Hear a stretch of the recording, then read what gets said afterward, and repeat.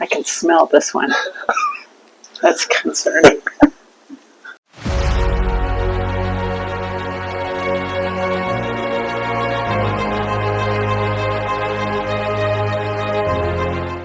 Hello and welcome to episode 7 of the Tulsa Young Democrats Hot Dems interview. Oh my God. We have State Representative Melissa Provenzano with us, and you were running for re-election. Yes, I am. In District 79. So Woodland Hills Mall and the Big Pink Hospital Okay. on the southern end, and then on the northern end, the Tulsa Athletic Hicks Park. And so, yeah, we redistricted 2 years ago, and so that's when I inherited that particular precinct, which actually kicked me further north than I've ever been before. We actually just finished knocking it yesterday. Oh. So, Are you ready for this today? no, I'm not. I'm currently reassessing my choices, but let's go.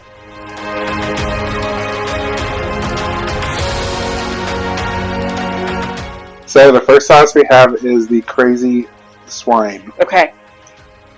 So just go for it. Yeah. I only have to take the rules. All right. I only have to take a bite. Yes. Okay. Yeah. Okay. I should. Or if you want more, you can eat more. Okay.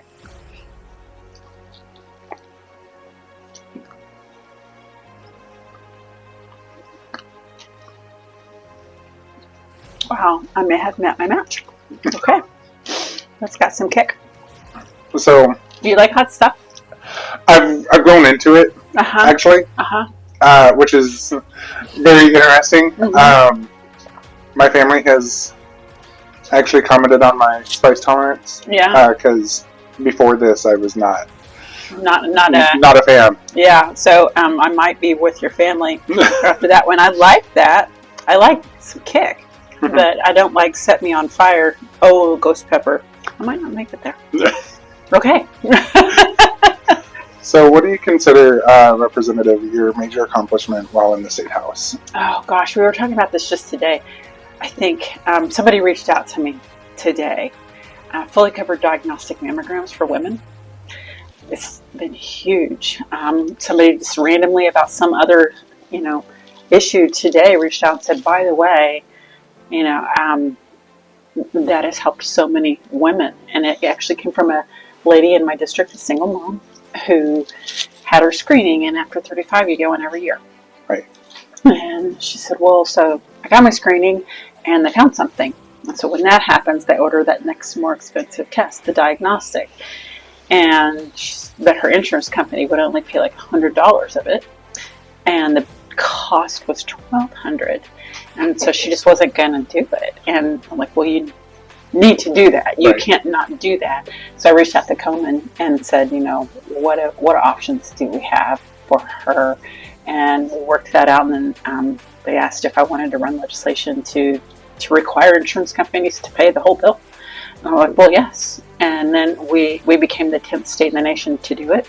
I think we're now up to 33 states that are doing it. And there's federal legislation on deck to require it nationwide. So like if you live in Oklahoma and your insurance is out of Washington, you're still covered. But I can't tell you how many women have come up and said, this was literally a lifesaver. And so I think I kind of walk around with that and feel pretty good about that. And then they just kept a lot of bad stuff at bay. Not everything, but yeah. I feel like that's the epitome of the Democrats in the State House. We're the balance. Is keeping the bad stuff away. Yeah, we need more balance. Yes. So yes, we're working on it. You like more Democrats? Yes, I like more Democrats.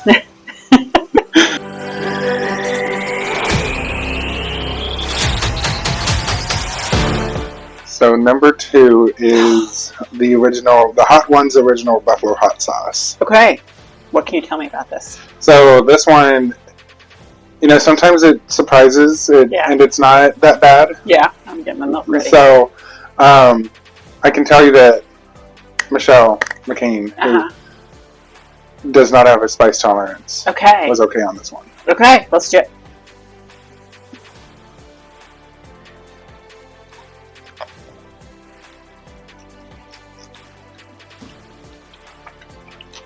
lemony. It's the afterburn that gets you, isn't it? So, on your walk card, yeah, you say that you'll support law enforcement. Yeah. And that's come up in the Tulsa mayoral race. Yeah. So how will you help the next mayor of Tulsa to support law enforcement here? Well, I think, what I mean when I reference that is we got their pension and their benefits for the first time ever in years. We got an increase. And so those retired law enforcement officials here in the Tulsa area, I know any public service takes a lot out of you. Mm-hmm. And our law enforcement are no different. And they can actually pay the bill to help keep doing this. They've just needed the legislature to bless the process. And so that's been huge. And we have police officers leaving the profession or not recruiting in almost to the same level as teachers who are leaving the state. And so we've got to do what we can with benefits and ramping up benefits like that to encourage them to stay longer and stick with us here, because the longer you're do a job, the better you get. But it's a tough one, and there's a lot of parallels between education, teachers, and law enforcement. And everybody knows the story of that bad teacher or that bad police officer. And one of the police officers I spoke with not too long ago said, well, so you've got to remember, we recruit from the human race. And that is the amazing, the not so amazing, and then, and everything in between. And we can't paint teachers, we can't paint law enforcement with a broad brush. Right. We have to look at individuals. So that's how I can hopefully work with our future mayor, just to support law enforcement and their accessibility, because I think we have to have it. Right.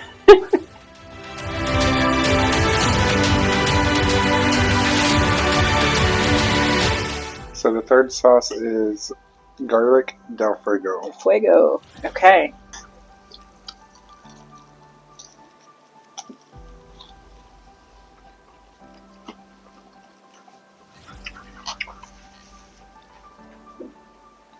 That's also not too bad.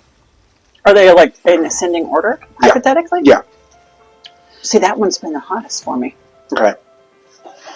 But maybe it's just my unique taste buds. My taste buds are weird. I mean, for future reference, we may push that one back. Now, it's not a walk in the park, but it's not bad. I'm so proud of myself. I've gotten at least, 3/5 of the way. Hey. So, as a former educator and administrator, yeah, what grade would you give Ryan Walters?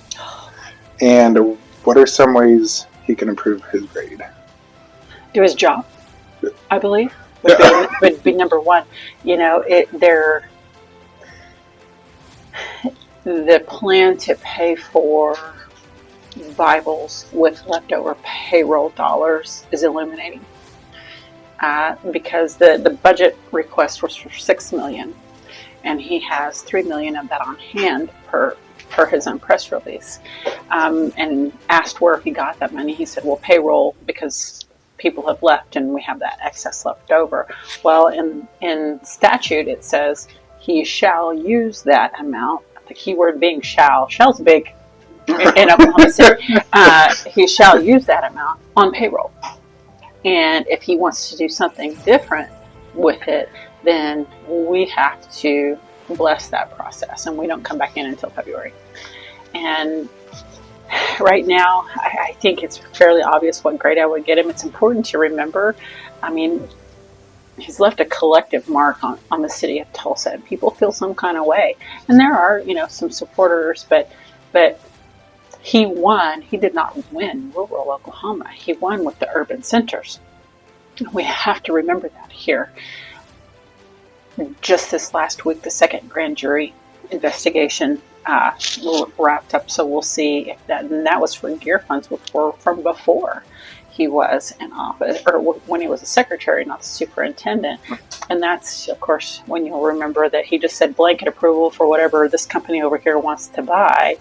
And it was Christmas trees and TVs and Xbox controllers and those sorts of things, which are not necessarily educational. Right.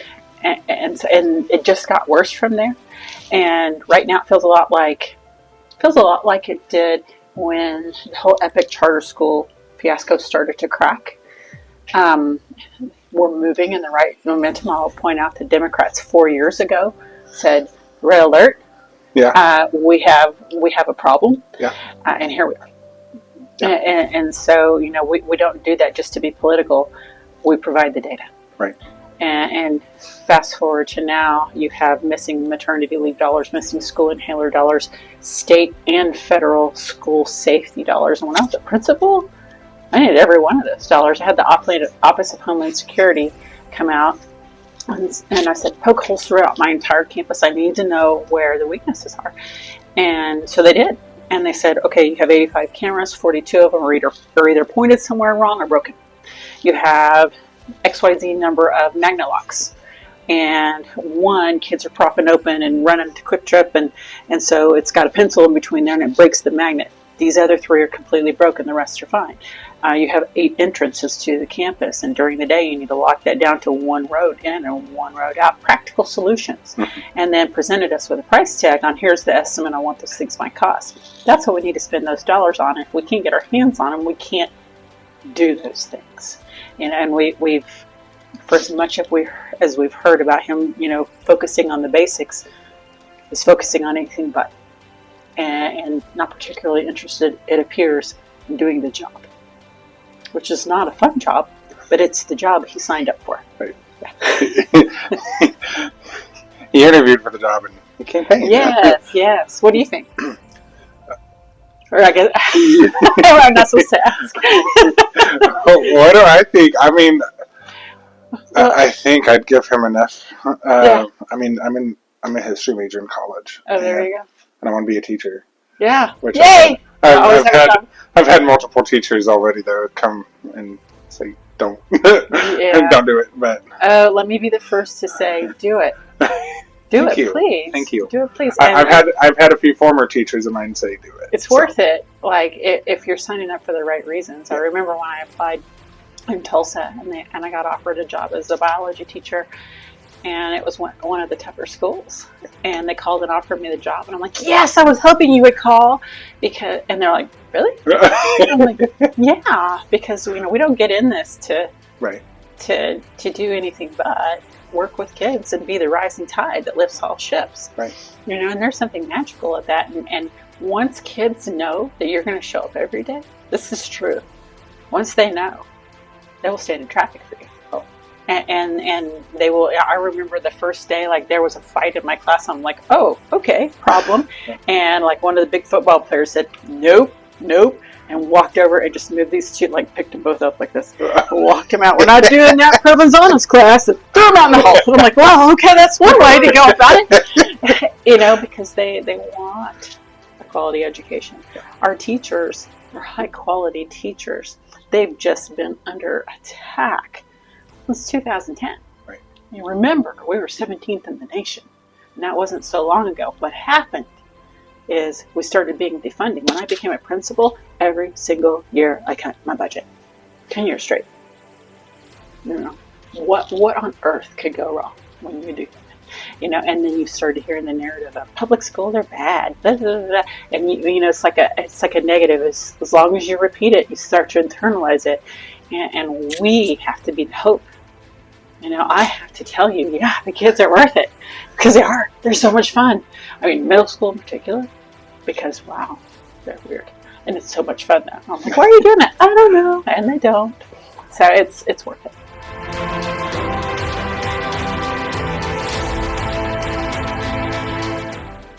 Is it time? See how I've stalled? That's what Monroe did. He stalled. Right?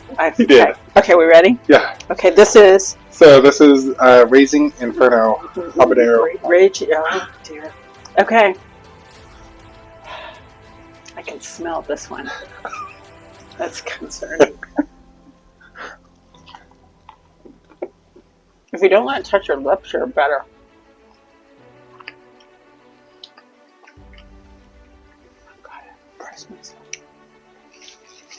So you have continued to show up for the queer community in your district since being elected. Mm-hmm. So how will you continue to show up for us?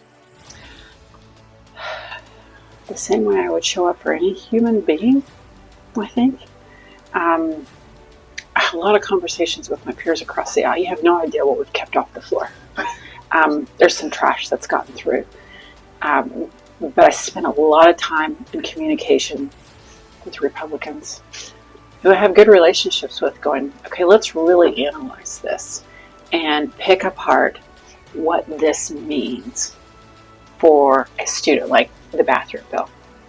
As a principle, the practical application of a transgender student wanting to use the bathroom, 99.999% of the time they would come to me and say, can I please have a private bathroom, because I just don't want to have to mess with things. And so this inventive narrative is something that we must stand up against, because any small marginalized community being discriminated against is anti-American. And we must stand up for those folks, and we'll continue. Next minute it was not an accident. And we need to be able to stand up and say what led to this, because it's easy to see. And when all of that was happening, I actually reached out and said, what should I say? What, as a legislator, do you want? And that's how do I ask? What do you want to see? Understanding we're playing defense 100% of the time. And the message back to me was, invite us in. Let us know that this is our capital too. That we pay taxes, we pay for this building the same way as anybody else. And that's legitimate. It's a fairness principle, in my opinion. Does that answer? I don't know if that answers the question. Yeah. But for me, I just think of it in practical terms.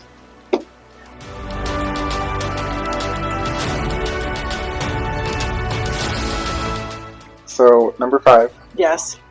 Is Blaze Ghost Pepper. So, I almost want to defer and say no. Okay. Are we okay? We're doing it. It's just the ghost word. Ghost pepper. Oh, I just got the chicken out of my teeth.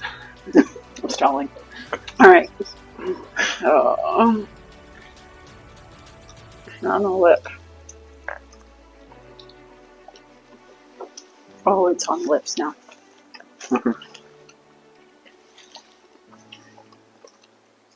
How are you? I'm doing okay. Are you going to ask me another question? I am. Because I was specifically told to ask you this question. By who? What's their social security number? So it's the interim executive director of the state party. Mm-hmm. Lauren.